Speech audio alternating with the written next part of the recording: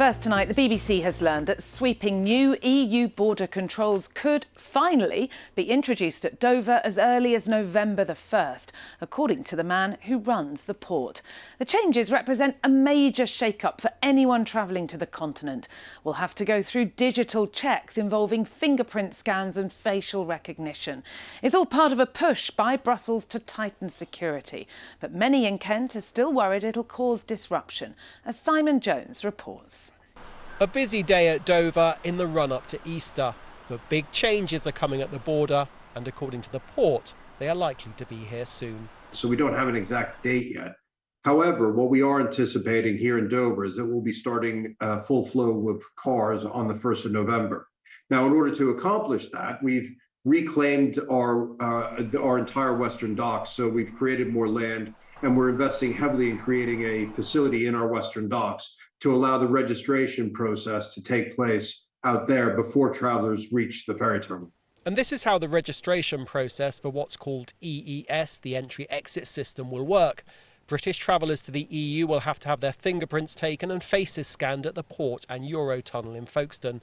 That will involve people getting out of their vehicles, adding to the time it takes to process each car, leading to fears of long delays. Robin Buckhart used to run this antique shop in Dover, but at the end of last year he shut the business. He says he feared there would be constant gridlock in the town when the new checks come in. I think it's going to finish it. I think, to be honest, it will be the absolute death of Dover. It's struggling as a town now. We need more government support or support from the port.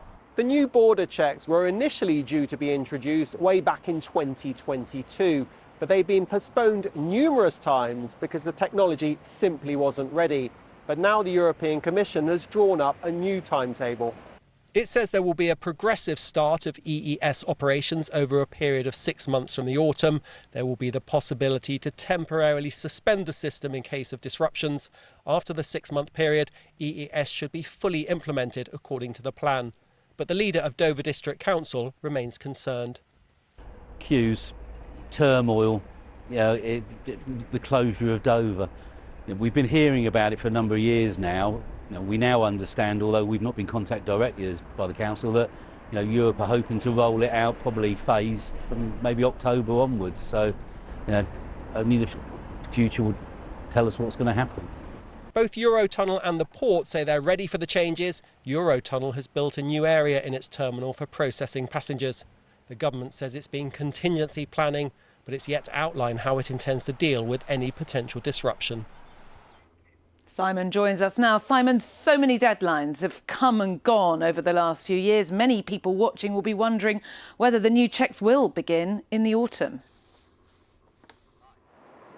Well, it's a good question, particularly when you consider the checks were due to come in last November. The EU is now aiming for the autumn, but it's given itself a bit of wiggle room. It says it will only go ahead, this new EES system, if all the member states say they are ready and, of course, if the technology is working. And even when it's brought in at places like Dover, initially they'll only have to check around 10% of travellers, giving them the scans and fingerprints being taken, so not 100% from the start. But in the meantime, Dover preparing for a busy bank holiday Easter weekend, expecting around 12,000 cars to pass through the port.